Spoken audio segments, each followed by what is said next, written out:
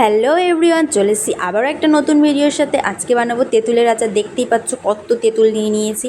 তেঁতুলগুলোকে ভালো করে ছাড়িয়ে পরিষ্কার করে নেব। তেঁতুলের গায়ে যে ডাঁটিগুলো লেগে রয়েছে এগুলোকে ছাড়িয়ে ফেলে দেব। ফেলে দিয়ে ভালো করে পরিষ্কার করে একটা পাত্রের মধ্যে রেখে দেব।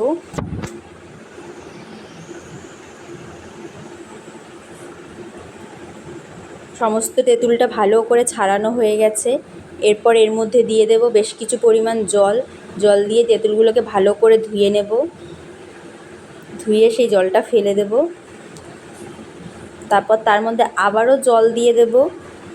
জল দিয়ে তেঁতুলটাকে বেশ কিছুক্ষণ ভিজিয়ে রাখবো, যাতে তেঁতুলটা একটু নরম হয়। বেশ কিছুক্ষণ ভিজিয়ে রাখার পর তারপর গ্যাসটা অন করে দেব। অন করে দেওয়ার পর কড়াইটা বসিয়ে দেব। তার মধ্যে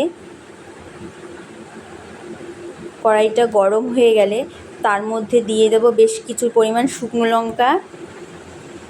শুকনো লঙ্কা একটু নাড়িয়ে চাড়িয়ে একটু ভেজে নেব। তারপর দিয়ে দেব তার মধ্যে বেশ কিছু পরিমাণ ধনে।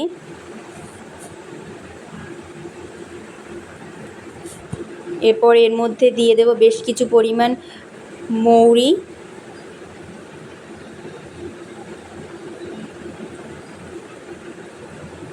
তারপর তার মধ্যে দিয়ে দেব কিছুটা জিরে।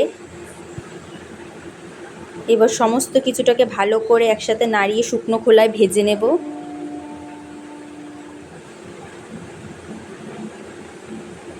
তারপর সমস্ত মশলাটা একবারে শুকনো খোলায় ভেজে নেওয়ার পর একটা পাত্রের মধ্যে ঢেলে নেব। ঢেলে নেবার পর এবার সমস্ত মশলাটাকে একবারে গুঁড়ো করে নেব।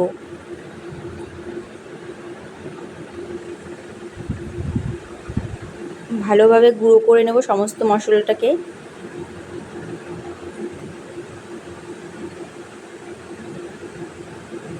দেখতেই পাচ্ছেন ভালোভাবে গুঁড়ো করে নিয়েছি।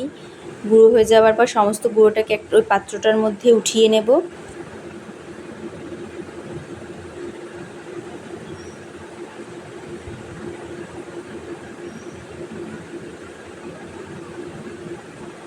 তারপর আবারও কড়াইটাকে বসিয়ে দিয়ে গ্যাসটাকে অন করে দেব। তার মধ্যে কড়াইটা গরম হয়ে গেলে বেশ কিছু পরিমাণ সর্ষের তেল দেব। তার মধ্যে দিয়ে দেব কিছুটা পাঁচফোড়ন। পাঁচফোড়নটা একটু ভাজা ভাজা হয়ে গেলে তার মধ্যে দিয়ে দেব আগে থেকে ভিজিয়ে রাখা সেই তেঁতুলগুলোকে।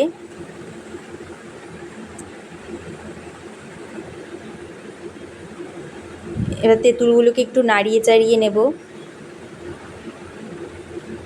কিছুক্ষণ এইভাবে একটু নাড়িয়ে চাড়িয়ে ফুটিয়ে নেব।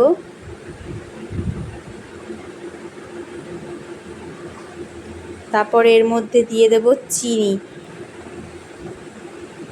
স্বাদ মতন পরিমাণ মতন চিনিটা দিয়ে দেব।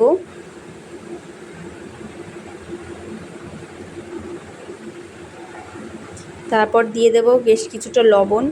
দিয়ে সমস্ত কিছুটাকে ভালো করে নাড়িয়ে, দেখতেই পাচ্ছেন অনেকটা হয়ে এসছে।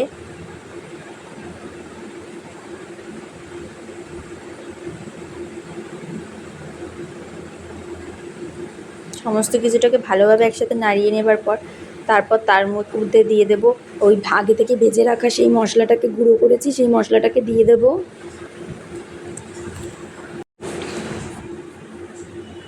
এবার সমস্ত কিছুটাকে আবারও ভালোভাবে নাড়িয়ে মিশিয়ে নেব। আচারটার সাথে ভাজা মশলাটাকে ভালো করে মিশিয়ে নেব।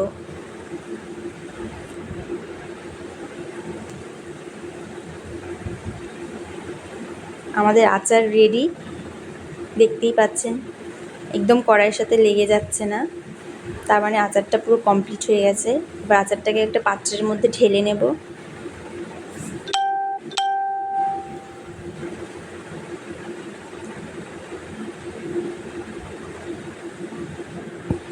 তারপরই দেখুন রিভিউটা দেখুন শুধু। আমার আচার রেডি, এবার আপনারা রিভিউটা দেখুন। অনেক টেস্টি, অনেক সুন্দর হয়েছে।